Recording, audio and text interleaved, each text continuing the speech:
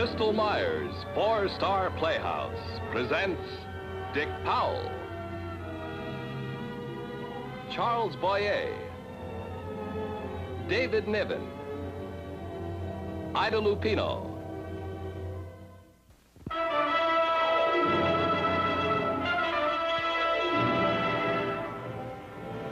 Tonight on Four-Star Playhouse, we present Dick Powell in A Study in Panic.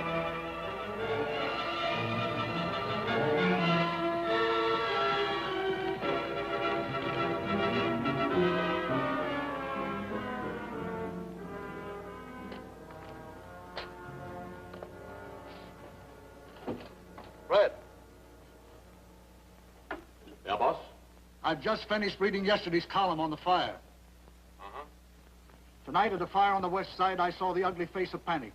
I saw civilized men clawing and smashing their way through women and children to save their own precious skins. What kind of men are these?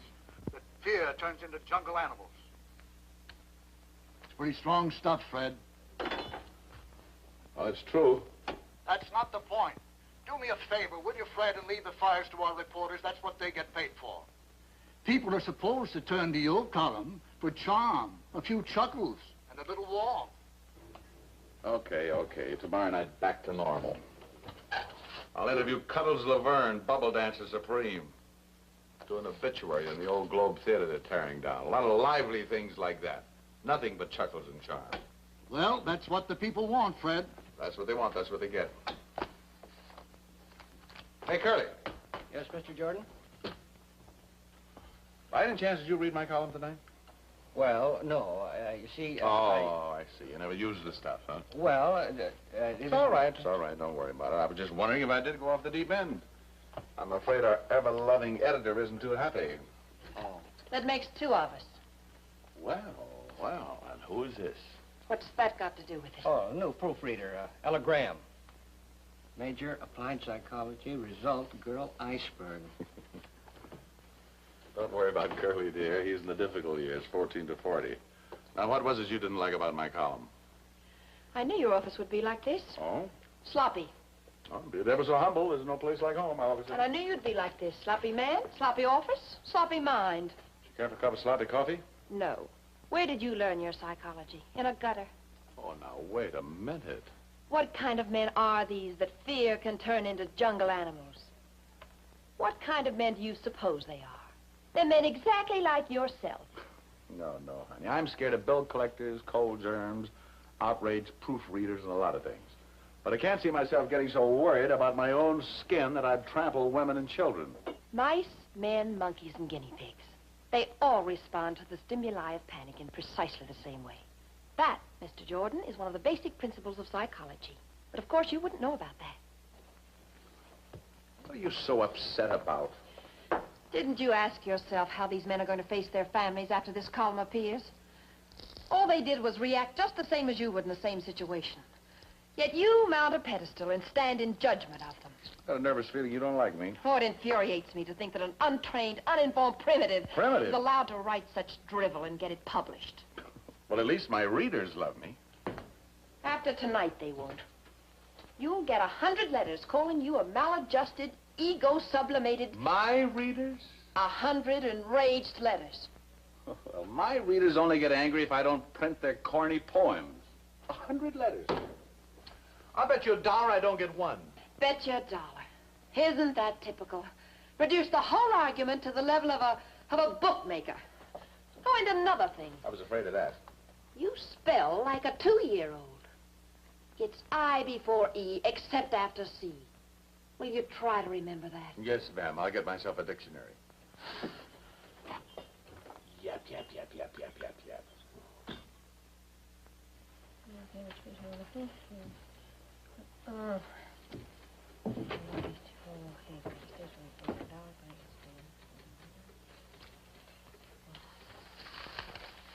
Take it.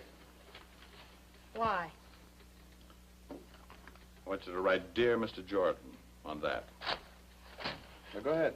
Look, I'm very busy. We'll play these kiddie games some other time, all right? Then write, You are too smug, Mr. Jordan. Oh, that I'll do. Oh, by the way, gentlemen, this is the Mr. Jordan who spells so atrociously. Thank you. I've only known him 5 years. Now try with your left hand. Happy to. You are far too smug, Mr. Jordan. Well, okay. You should have taken me up on a bet you the dollar. You got letters. I knew it. Letter. Singular. Very singular. Dear Mr. Jordan, I was thoroughly annoyed by your column concerning panic. Obviously, you are far too smug, and you lack the proper respect for fear, Mr. Jordan. Here somebody feels the way I do. So I'm taking it upon myself to teach you about fear. Sometime during the next 24 hours, I'm going to kill you. Kill you? Anonymous. I want you to be constantly on guard, wondering if I'm the man next to you in the crowded bar. Now, what would I be doing in a bar? Or coming down some lonely street or waiting for you in the shadows. Oh, brother, brother, when will we face each other? How will I strike? For the answer to these and many other questions, tune in tomorrow, same time, same station. Oh, don't throw it away. Well, where's he from? Well, there's a postmark on the envelope, a little town called Silver Springs, about 10 miles from here. You should report it to the police. The man might be a homicidal paranoid or something. Oh, relax. Every columnist gets a dozen of these letters a month from screwballs trying to give themselves a cheap thrill. Doesn't mean a thing. I just thought you wanted to read it. Just a minute. You took a sample of my handwriting. You thought I wrote it. Well, if you've said, here's someone who believes the same as I do, unquote. Oh, of all the nerve. Homicidal paranoid. How do you spell that?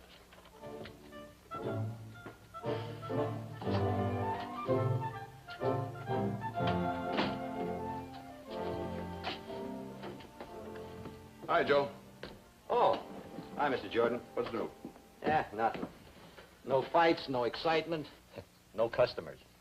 Yeah, it's quiet all over. I'm going to have a rough night filling a column. Yeah.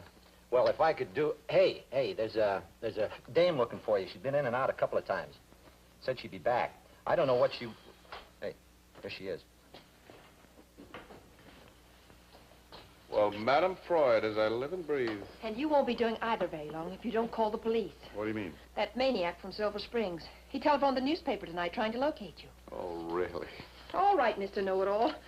There are the telephone calls. He called 4 times. How did you get mixed up in this? As I was leaving the office, I heard Helen at the switchboard trying to page you. She said you had an urgent call from Silver Springs. He sounded very excited, almost incoherent. Tell the police that he's obviously a paranoid. Probably stemming from some I'm not sort of... going to tell the police anything. I'll get this screwball on the phone and read the riot act to him. Oh, it won't do any good. Hello, long distance? I want Silver Springs 90605. Mm-hmm. Oh, and reverse the charges. Hey, Joe. Yeah? Put one hand on the menu and raise the other one. If you want, I should testify about the soup. All I can promise is, it's wet. I'll have a large one. You want something? No, nothing, thanks. How'd you find me? Oh, they gave me a complete list of your schedule for the evening, which includes, I understand, an interview with Cuddles Laverne. Oh, yes, lovely girl. She's not an iceberg. Oh, why don't they answer? Give him time. He's got to take off his horns. Oh? Okay. Well, all right, operator, cancel it. Oh, I can see him just sit there in the dark listening to the telephone ring, laughing like a loon. What's the matter? That man over there. He was staring at you so while you were on the phone. Oh? With a whole restaurant to choose from. Why would he sit right there? Well, it's a free country.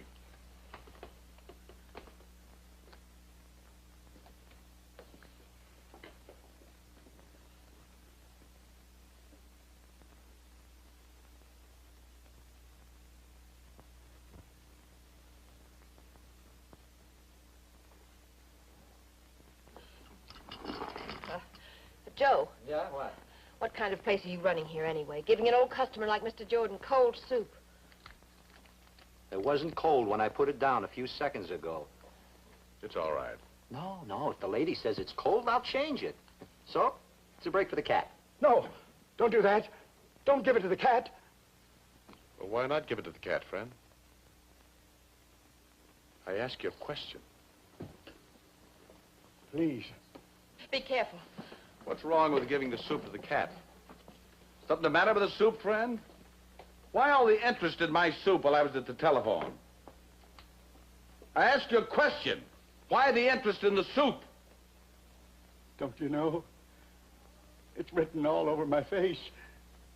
I'm hungry. It's hungry. When I thought of giving that soup to the cat, I just... Oh, it's all right. It's all right. I'm sorry. Here, sit down. Joe, my soup's all right. Give him a fresh bowl, will you? Yeah, sure. Thank you. Here, come with me.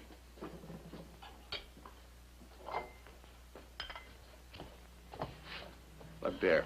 See that bench out there? That's a bus stop.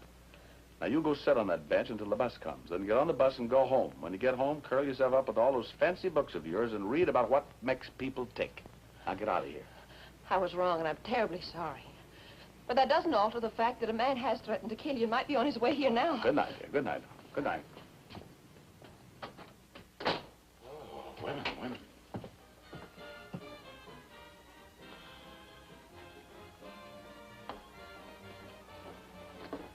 Take a look. Too much mascara. So who'll notice? Yeah. So where were we? Well, you were giving me a little monologue about how Junior couldn't digest cow's milk. Oh, don't call him Junior. His name is Thomas Lester Bentley. Timmy for short. Well, before we get into that, would you mind telling me about that raid in Chicago last month when the judge made you do your act? Oh, later. So let me tell you this. This poor kid of mine, he loses 6 pounds in less than 3 weeks. My hubby and I were worried sick. You're not writing any of this down. I had a good memory. Well, anyway, let me tell you this. When we find out he's allergic... That's my cue. Oh, I'll need that one, too. okay. Oh, don't go away. I love talking to you.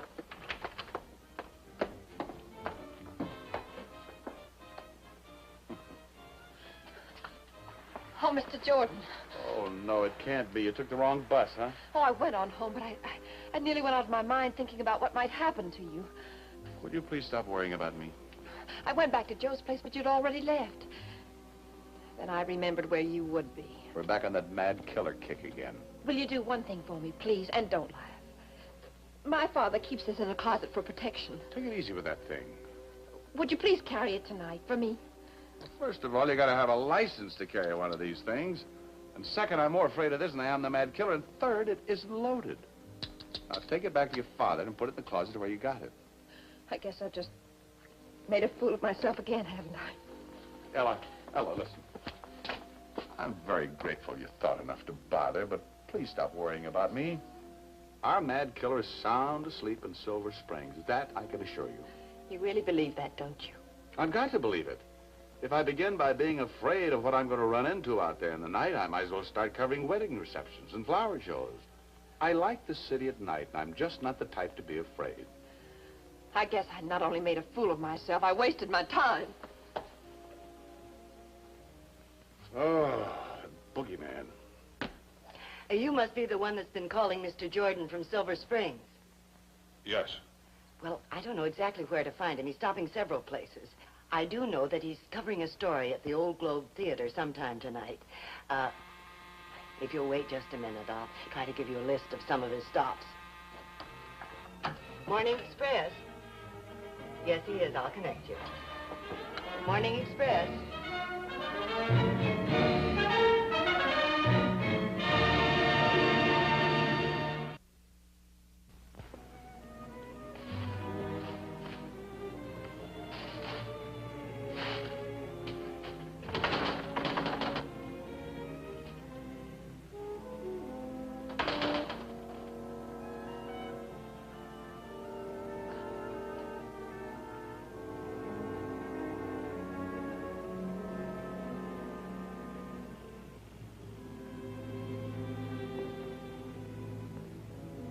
I've been waiting for you. Me? You? Connie, Prince Charlie, the man on the flying trapeze, the Sultan SWAT. Anybody with a cigarette and a social conscience. Keep up. And a light, if you will. An unlit cigarette isn't worth much.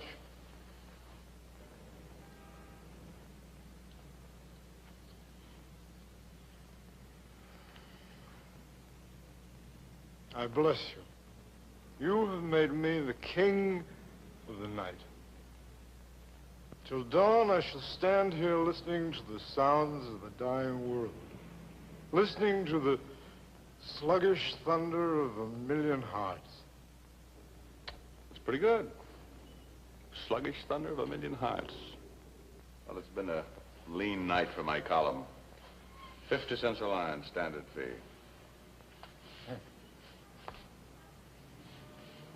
Hey, wait a minute. I thought you were going to stay and listen to the sounds of a dying world. The gurgle of muscatel at 49 cents a quart is also a lovely sound, my friend.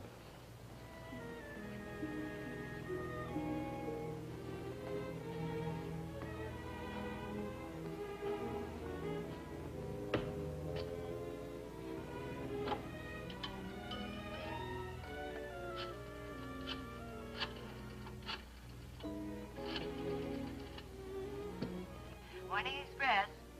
Oh, hello, Helen. Mr. Jordan. I want you to do something for me. Send them and the boys down to the morgue and get some pictures of the old Globe Theater, will you? I'm right outside of it now. Yeah, I want some pictures, 40, 50 years ago when it was in all its glory. That's right. Put them on my desk, will you? Yes, Mr. Jordan. Oh, by the way, did he reach you all right? Who? The man from Silver Springs. What are you talking about? Well, he was in the office just about an hour ago looking for you. I told him the only place I was sure you'd be was at the theater. You mean he really came in? Oh, come on, Helen. You're not in cahoots with that Ella.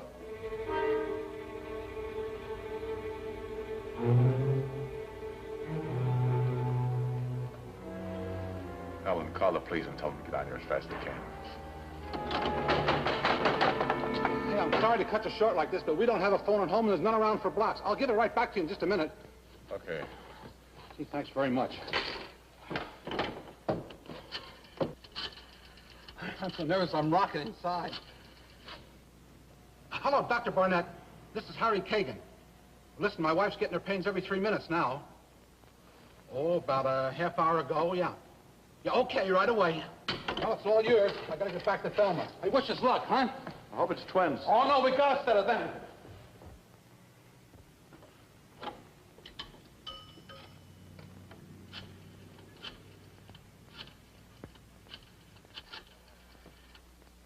Morning Express. Oh, Helen, it's me again. Oh, Mr. Jordan, are you all right? Yeah, I'm fine. I'm just getting like an old maid in my declining years. You scared me out of 5 years' growth. Dear, did you call the police? Well, sure I did. Well, call them back and tell them never mind. What is this? Do it right away, will you? I'll be the laughing stock of the town. Yeah, that little dame still got me on the merry-go-round. I'm going to take a look inside the theater and then come on in. Okay.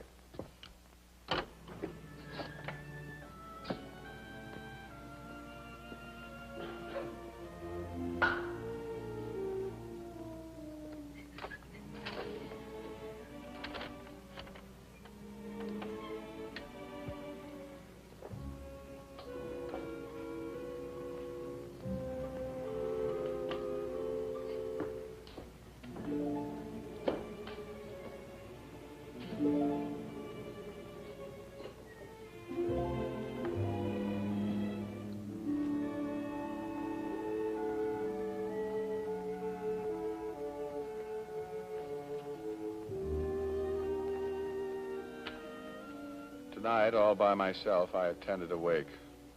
I walked amid the crumbling ruins of the old Globe Theater, whose bones are now being cleared away to make room for what? A pretzel factory or a parking lot? All in the name of sweet progress. Southern and Marlowe recited Shakespeare from the stage. John Barrymore thundered and roared and raged on this stage. Otis Skinner, John Drew, the list is endless.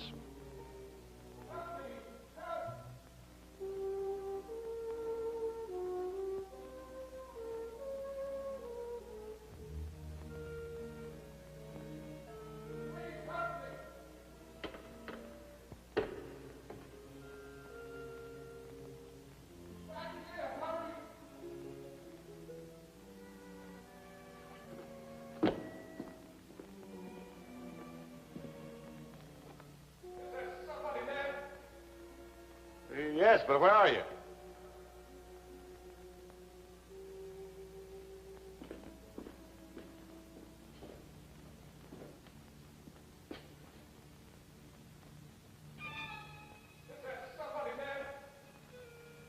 Who is it? Where are you?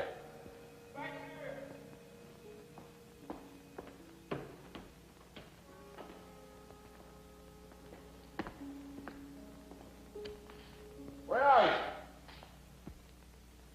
Back here. Hurry! Hello! Hello! Through the side door. The back stairway. Down here. Stairway collapsing.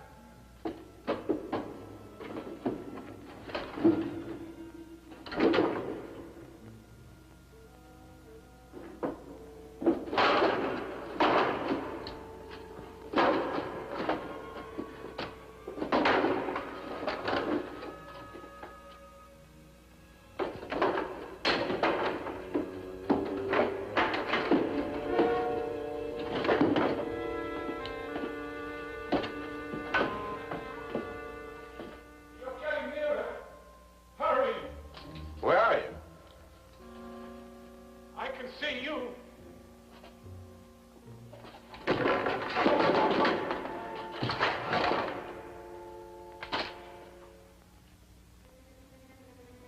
Why can't I see you? You're almost here. Almost here. All right, I'm coming.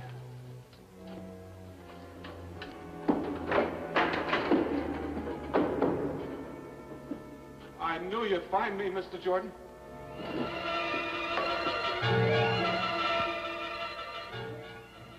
How'd you know my name? How'd you know my name? Answer me! Answer me! How did you know my name?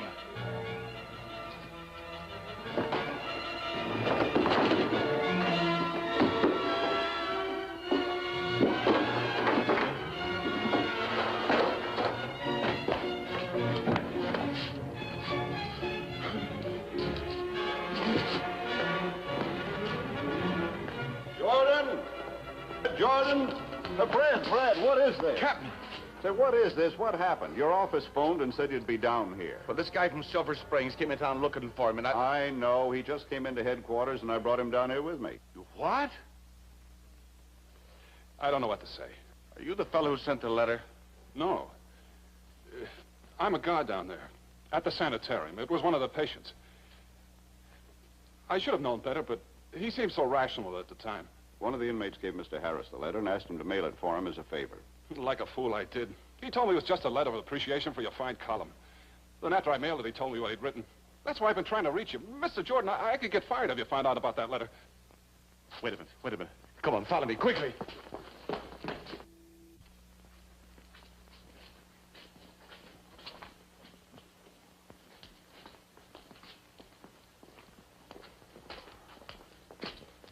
How is he? The doc says he's got a broken leg and suffering from shock, but he'll be all right. He'll be back in a couple of months watching the new place. If there's anything for him to watch. Oh, the poor guy. He was lighting the lamps for you when the stairway collapsed. Oh, that's how I knew my name.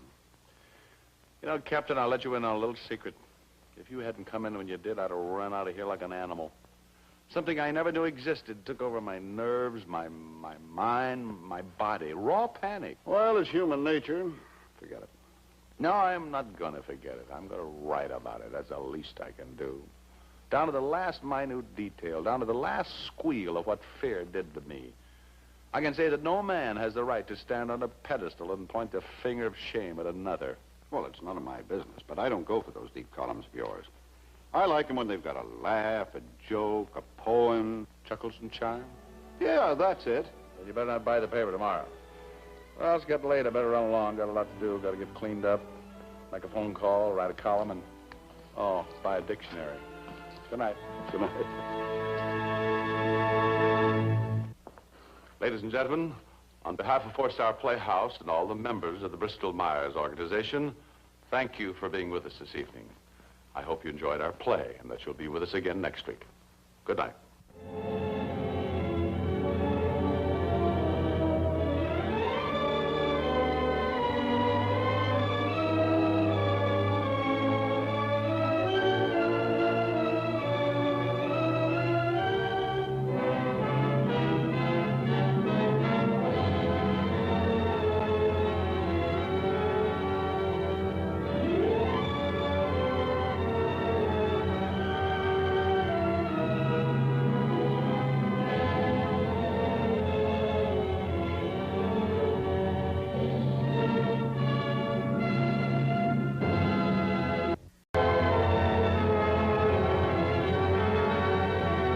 Bristol Myers' four-star Playhouse presents Dick Powell, Charles Boyer, David Niven, Ida Lupino.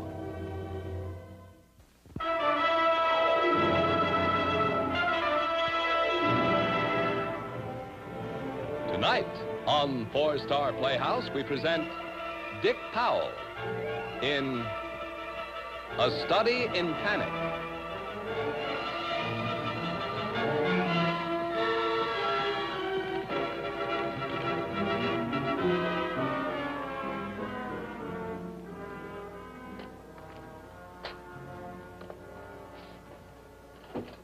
Fred, Yeah, boss? I've just finished reading yesterday's column on the fire. Tonight at the fire on the west side, I saw the ugly face of panic. I saw civilized men clawing and smiting their way through women and children to save their own precious skins. What kind of men are these? That fear turns into jungle animals. It's pretty strong stuff, Fred. Well, it's true. That's not the point.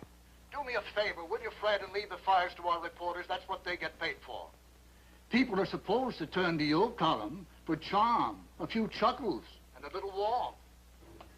Okay. Tomorrow night, back to normal. I'll interview Cuddles Laverne, bubble dancer supreme. Do an obituary in the old Globe Theater they're tearing down. A lot of lively things like that. Nothing but chuckles and charm. Well, that's what the people want, Fred. That's what they want. That's what they get. Hey, Curly. Yes, Mr. Jordan? By any chance, did you read my column tonight? Well, no. You see... I see. You never used the stuff, huh? It's all right. It's all right. Don't worry about it. I was just wondering if I did go off the deep end. I'm afraid our ever-loving editor isn't too happy. Oh. That makes two of us. Well, and who is this? What's that got to do with it? Oh, new proofreader, Ella Graham. Major, applied psychology, result, girl, iceberg. Don't worry about Curly, dear. He's in the difficult years, 14 to 40. Now, what was it you didn't like about my column? I knew your office would be like this. Oh? Sloppy. Oh, be it ever so humble, there's no place like home, obviously. And I knew you'd be like this. Sloppy man, sloppy office, sloppy mind. You care for a cup of sloppy coffee? No. Where did you learn your psychology? In a gutter. Oh, no. And get it published. Well, at least my readers love me. After tonight, they won't. You'll get 100 letters calling you a maladjusted, ego-sublimated... My readers? 100 enraged letters. Well, my readers only get angry if I don't print their corny poems. 100 letters. I'll bet you $1 I don't get one. Bet you $1. Isn't that typical? Reduce the whole argument to the level of a bookmaker. Oh, and another thing. I was afraid of that. You spell like a 2-year-old. It's I before E, except after C. Will you try to remember that? Yes, ma'am. I'll get myself a dictionary. Yap.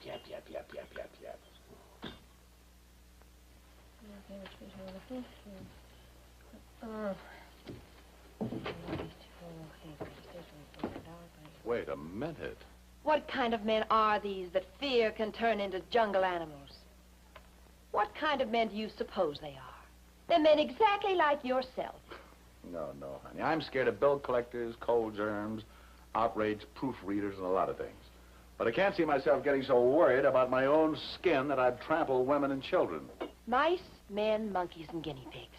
They all respond to the stimuli of panic in precisely the same way.